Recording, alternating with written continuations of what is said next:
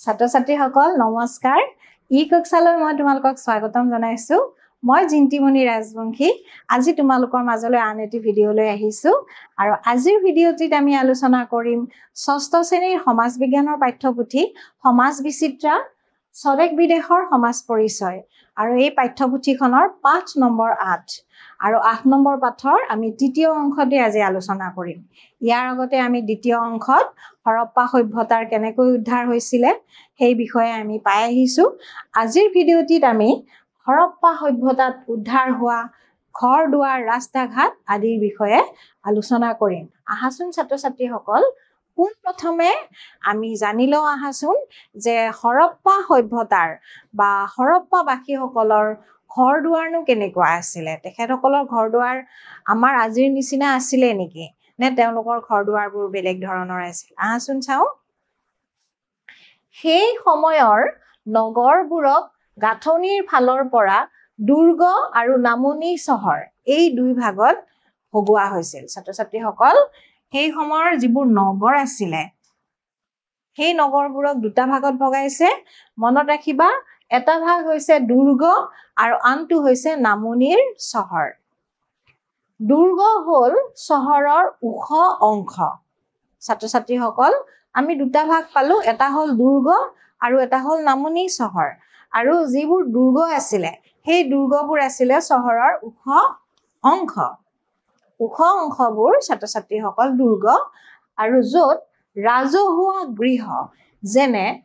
শস্যৰ ভঁৰাল ৰাজহুৱা স্নানাগাৰ সভাগৃহ আদি আছিল ছাত্ৰ-ছাত্ৰীসকল দুৰ্গবোৰত কি আছিল দুৰ্গবোৰ আছিল চহৰবোৰৰ উখ অংশ তাত কি আছিল ৰাজহুৱা ভঁৰাল আছিল স্নানাগাৰ ছাত্ৰ-ছাত্ৰীসকল স্নানাগাৰ মানে হৈছে গা ধোৱা ঘৰ আৰু সভাগৃহ এইবোৰ ক'ত আছিল দুৰ্গ অঞ্চলটোত আছিল এই অঞ্চলতে শাসক শ্ৰেণীৰ লোকসকলে বাস কৰিছিল আৰু যিসকল শাসক শ্ৰেণীৰ লোক আছিল সেই সময়ত তেখেতসকলে ক'ত বাস কৰিছিল চহৰৰ সেই উখ অংশ মানে দুৰ্গ অংশটোত তেখেতসকলে বাস কৰিছিল নামনি চহৰত আছিল সাধাৰণ প্ৰজাৰ বাসস্থান আমি দুটা ভাগ পালো চহৰখনক তেওঁলোকে দুটা ভাগ কৰিছিল এটা আছিল দুৰ্গ আৰু এটা আছিল নামনি অংশ বা নামনি চহৰ আৰু এই যে নামনি চহৰত কোনে বাস কৰিছিল ছাত্ৰ-ছাত্ৰীসকল প্ৰজাসকল আৰু দুৰ্গ অঞ্চলত শাসকসকল বাস কৰিছিল নহয় নে আৰু দুৰ্গ অঞ্চলবোৰত কি আছিল সভাগৃহ আছিল ভঁৰাল আছিল স্নানাগাৰ আছিল আৰু নামনি চহৰবোৰত কি কোনে বাস কৰিছিল সাধাৰণ প্ৰজাসকলে বাস কৰিছিল এই ঘৰবোৰ ঘাইপথৰ দুই কাষে সজা হৈছিল আৰু সেই সময়ত তেওঁলোকৰ ঘাইপথ আছিল আমি পিছত পাম আমি ৰাস্তা ঘাটৰ বিষয়ে হৰপ্পাৰ লোকসকলৰ আৰু এই তেওঁলোকৰ ঘাইপথৰ দুই কাষে কি আছিল এই নামনি চহৰৰ ঘৰবোৰ সজা হৈছিল ঘাইপথতকৈ কিছু উচ্চতাত ঘৰবোৰ নিৰ্মাণ কৰা হৈছিল ঘাইপথ মানে মূল ৰাস্তাটোতকে কিছু উচ্চতাত মানে কিছু ওখকৈ ঘৰবোৰ সাজিছিল মূল ৰাস্তাতকৈ কিছু উচ্চতাত কি কৰিছিল তেখেতসকলে ঘৰবোৰ সাজিছিল তাত খটখটিৰ ব্যৱস্থা আছিল ছাত্ৰ-ছাত্ৰীসকল ঘৰবোৰ যিহেতু ওখকৈ সাজিছিল গতিকে ঘৰবোৰলৈ যাবলৈ তেখেতসকলে খটখটি মানে ছাত্ৰ-ছাত্ৰীসকল চিৰি তেওঁলোকে সাজিছিল বেছিভাগ ঘৰেই দুমহলীয়া আছিল বেছিভাগ ঘৰ ছাত্ৰ-ছাত্ৰীসকল দুইমহলীয়া আছিল দুটা মহল আছিল মানে দুমহলীয়া আছিল প্ৰত্যেক ঘৰৰ লগত কি আছিল ছাত্ৰ-ছাত্ৰীসকল শৌচাগাৰ চোতাল ৰান্ধনী ঘৰ আৰু একাধিক শোৱা কোঠালি আছিল প্ৰত্যেক ঘৰতে কি আছিল শৌচাগাৰ আছিল চোতাল আছিল ৰান্ধনী ঘৰ আছিল আৰু একাধিক শোৱা কোঠালি আছিল প্ৰতি ঘৰতে কি আছিল ৰান্ধনী ঘৰ শৌচাগাৰ চোতাল আৰু একাধিক শোৱা কোঠালি আছিল ঘৰবোৰ ইটাৰে সজা আছিল ছাত্ৰ-ছাত্ৰীসকল তেখেতসকলে সেই সময়তে ঘৰবোৰ কিহেৰে সাজিছিল ইটাৰে সাজিছিল ছাত্ৰ ছাত্ৰীসকল আচৰিত কথা এটা যে সেই ৫,০০০ বছৰৰ আগতে তেওঁলোকে কি কৰিছিল ইটাৰে সেই ঘৰবোৰ সাজিছিল প্ৰায় ৫,০০০ বছৰৰ আগতে আৰু সেই যে ইটাবোৰ যে এতিয়াও উদ্ধাৰ হৈছে এই ইটাবোৰ এতিয়াও অক্ষত অৱস্থাত আছে তেওঁলোকে হয়তো কিবা খুব শক্তিশালী তেওঁলোকে বস্তু ব্যৱহাৰ কৰি সেই ইটাবোৰ বনাইছিল যাৰ কাৰণে এই হৰপ্পা সভ্যতাৰ বা হৰপ্পাৰ লোকসকলে ব্যৱহাৰ কৰা ইটাবোৰ যে এতিয়া উদ্ধাৰ হৈছে ঘৰ বনোৱা ইটাবোৰ আজিলৈ সেই ইটাবোৰ কি হৈ আছে অক্ষত অৱস্থাত আছে সেইবোৰ খুব শক্তিশালী মজবুত আছিলে ইয়াত তোমালোকক এখন ছবি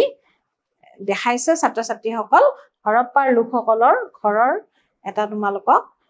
আভাস এটা দিছে তেখেতসকলে এনেকুৱা ঘৰ কিছুমান সাজি লৈছে বা লৈছিলে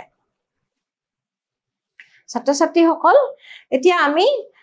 ঘৰ দুৱাৰৰ বিষয়ে আমি পালো আমি মূল কথাকেইটা আমি মনত ৰাখিব লাগিব ঘৰ দুৱাৰৰ বিষয়ে হৰপ্পাৰ লোকসকলে ব্যৱহাৰ কৰা ঘৰ দুৱাৰবোৰ কেনেকুৱা আছিল তেওঁলোকে দুই ভাগত ভগাইছিল দুৰ্গ আৰু নামনি চহৰ দুৰ্গ অঞ্চলত কি আছিলে শাসকসকল আছিল আমি হৰপ্পাৰ লোকসকলৰ ৰাস্তা ঘাটৰ বিষয়ে পঢ়াৰ আগতে আমি ঘৰ দুৱাৰৰ বিষয়ে আমি পঢ়ি আহিলো আৰু তেখেতসকলৰ ঘৰ দুৱাৰবোৰ কেনেকুৱা আছিলে চহৰবোৰৰ মূলত দুটা ভাগত ভগাইছিল তেওঁলোকে দুৰ্গ অঞ্চল আৰু নামনি অঞ্চল দুৰ্গ অঞ্চল কিছু ওখ আছিলে তাত কি আছিলে ৰাজহুৱা শস্যৰ ভঁৰাল আছিল বা তাত সভাগৃহ আছিলে স্নানাগাৰ আছিলে আৰু সেই দুৰ্গ অঞ্চলবোৰত শাসক শ্ৰেণীৰ লোকসকল বাস কৰিছিল আৰু নামনি অঞ্চলত প্ৰজাসকলে বাস কৰিছিল আৰু তেওঁলোকে যে ঘৰ দুৱাৰত ব্যৱহাৰ কৰিছিল আচৰিত কথা যে সেই ইটাবোৰ আজি ৫,০০০ বছৰৰ আগতে ব্যৱহাৰ কৰা সেই ইটাবোৰ এতিয়া যে উদ্ধাৰ হৈছে সেই ইটাবোৰ আজি অক্ষত অৱস্থাত আছে ছাত্ৰ ছাত্ৰীসকল এতিয়া আমি হৰপ্পাৰ লোকসকলৰ মানে হৰপ্পাৰ নগৰ চহৰসমূহৰ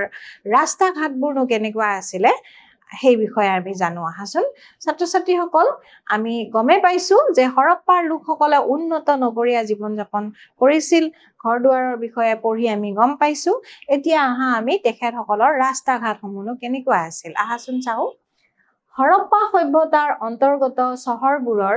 ৰাস্তা ঘাটবোৰ আছিল আহল বহল আৰু সাধাৰণতে ইটো সিটোৰ সমান্তৰাল ছাত্ৰ ছাত্ৰীসকল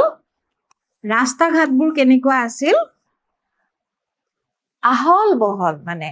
খুব আহল বহল আছিল আৰু ইটো সিটোৰ সমান্তৰাল আছিল ছাত্ৰ ছাত্ৰীসকল সমান্তৰালকৈ ৰাস্তাবোৰ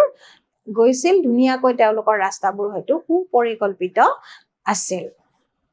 মূল ঘাইপথৰ পৰা ওলাই অহা সৰু সৰু আলিবোৰ সমান ব্যৱধানত আন পথত লগ লাগিছিল আৰু মূল ঘাইপথটোৰ পৰা যিবোৰ সৰু সৰু আলি ওলাই আহিছিল আৰু সেই আলিবোৰ কি হৈছিলে সৰু সৰু ৰাস্তাবোৰ যে ওলাই আহে সেই আলিবোৰ সমান সমান ব্যৱধানত আন পথত ধুনীয়াকে লাগিছিলে সমগ্ৰ চহৰখনৰ বাট পথবোৰ আয়তাকাৰে বিভক্ত হৈ আছিল আৰু সমগ্ৰ চহৰখনৰ বাট পথবোৰ কি হৈ আছিলে আয়ত আকাৰে ধুনীয়াকৈ বিভক্ত হৈ আছিলে কিছুমান আলিবাট পুৰা ইটাৰে সজাৰ প্ৰমাণ পোৱা গৈছে আৰু কিছুমান আলিবাট কি হৈছে হৰপ্পাৰ লোকসকলে কিছুমান আলিবাট পুৰা ইটাৰে হেনো সাজিছিল ৰাস্তাৰ ভাঁজবোৰ কোণযুক্ত নহৈ ধেনুভিৰিয়াকৈ সজা হৈছিল যাতে জন্তুৱে টনা গাড়ী সহজে পাৰ হৈ যাব পাৰে আৰু ৰাস্তাৰ যিবোৰ ভাঁজ আছিল ছাত্ৰ ছাত্ৰীসকল আমি সেই ভাঁজবোৰক কি বুলি ক'ব পাৰো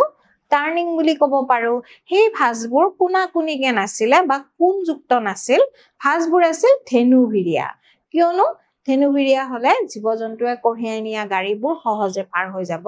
পাৰিছিল আৰু তেওঁলোকে নিশ্চয় সেই ৰাস্তা ঘাটবোৰ কি কৰিছিল সুপৰিকল্পিতভাৱে বনাইছিল সেয়েহে তেওঁলোকে ইমান সুন্দৰকে কি কৰিছিলে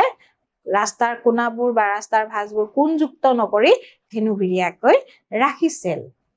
সেই অৱশিষ্টবোৰ দেখি ধাৰণা হয় যে বাট পথবোৰ সুপৰিকল্পিতভাৱে সাজি উলিওৱা হৈছিল আৰু তাৰ কাষে কাষে ঘৰবোৰ নিৰ্মাণ কৰা হৈছিল ছাত্ৰ ছাত্ৰীসকল আমি যিখিনি কথা ইয়াতে আলোচনা কৰিলো বা আমি যিখিনি পালো আমি বা যিখিনি অৱশিষ্ট উদ্ধাৰ হৈছে তাৰ পৰা দেখা গৈছে যে তেখেতসকলে কি কৰিছিল ৰাস্তা ঘাটবোৰ বা বাট পথবোৰ সুপৰিকল্পিতভাৱে নিৰ্মাণ কৰিছিল আৰু তাৰ কাষে কাষে কি কৰিছিল ঘৰবোৰ নিৰ্মাণ কৰিছিল আৰু এইবোৰ খুব পৰিকল্পিত আছিল ছাত্ৰ-ছাত্ৰীসকল ইয়াৰ পিছত আমি হৰপ্পাৰ লোকসকলৰ জল নিষ্কাশন ব্যৱস্থা বিষয়ে পাম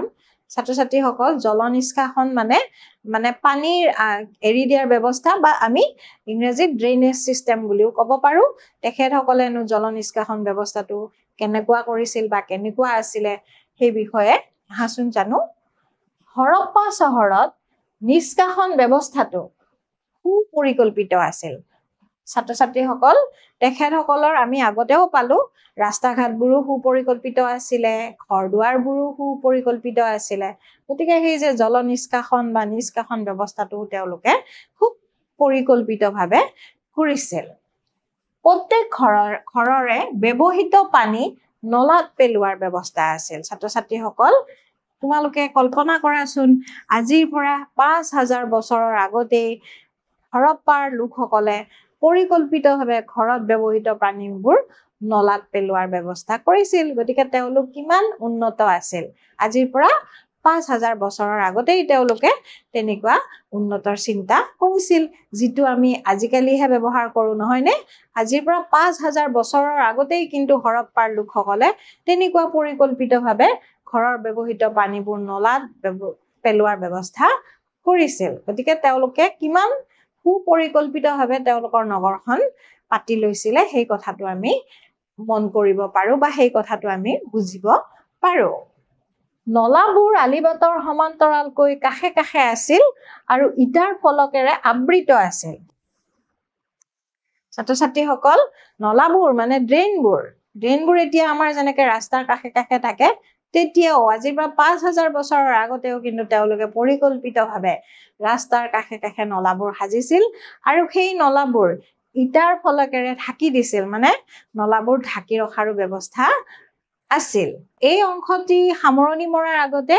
তোমালোকৰ লগত মই দুটা প্ৰশ্ন আলোচনা কৰিম মূল্যায়ন হিচাপে দুটা প্ৰশ্ন আনিছো আহাচোন আমি চাও প্ৰশ্নকেইটা কি আজিৰ মূল্যায়নত মই তোমালোকলৈ শুদ্ধ নে অশুদ্ধ বাছিবলৈ লৈ আহিছো আহাচোন চাও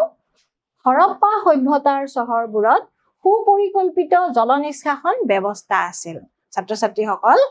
হৰপ্পাৰ সভ্যতাৰ চহৰবোৰত সুপৰিকল্পিত জল নিষ্কাশন ব্যৱস্থা আছিল এই বাক্যটো শুদ্ধ নে অশুদ্ধ ছাত্ৰ-ছাত্ৰীসকল আমি আটায়ে জানো যে হৰপ্পা সভ্যতাৰ চহৰবোৰত সুপৰিকল্পিত জল নিষ্কাশনৰ ব্যৱস্থা আছিল গতিকে আমাৰ উত্তৰটো হ'ব শুদ্ধ আৰু আমি শুদ্ধটোত ৰাইট দিব লাগিব ইয়াৰ পিছত আন এটা তোমালোকলৈ আনিছো শুদ্ধ অশুদ্ধ হৰপ্পা সভ্যতাৰ অন্তৰ্গত চহৰবোৰত ৰাস্তা ঘাটবোৰ সৰু আৰু ঠেক আছিল ছাত্ৰ-ছাত্ৰীসকল আমি আটায়ে জানো যে হৰপ্পা সভ্যতাৰ চহৰৰ অন্তৰ্গত ঠাইবোৰৰ ৰাস্তা ঘাটবোৰ কি আছিলে আহল বহল আছিলে গতিকে এই বাক্যটো কি হ'ব অশুদ্ধ হ'ব ৰাস্তা ঘাটবোৰ ছাত্ৰ-ছাত্ৰীসকল কেনেকুৱা আছিলে আহল আৰু বহল মানে ৰাস্তা ঘাটবোৰ সৰু আৰু ঠেক নাছিলে গতিকে এই বাক্যটো অশুদ্ধ ছাত্ৰ-ছাত্ৰীসকল আমি এই অংশটিৰ ইমানতে সামৰণি মাৰিছো আকৌ এটি নতুন ভিডিঅ লৈ তোমালোকৰ মাজলৈ আহিম মই আজিলৈ এৰিছো ধন্যবাদ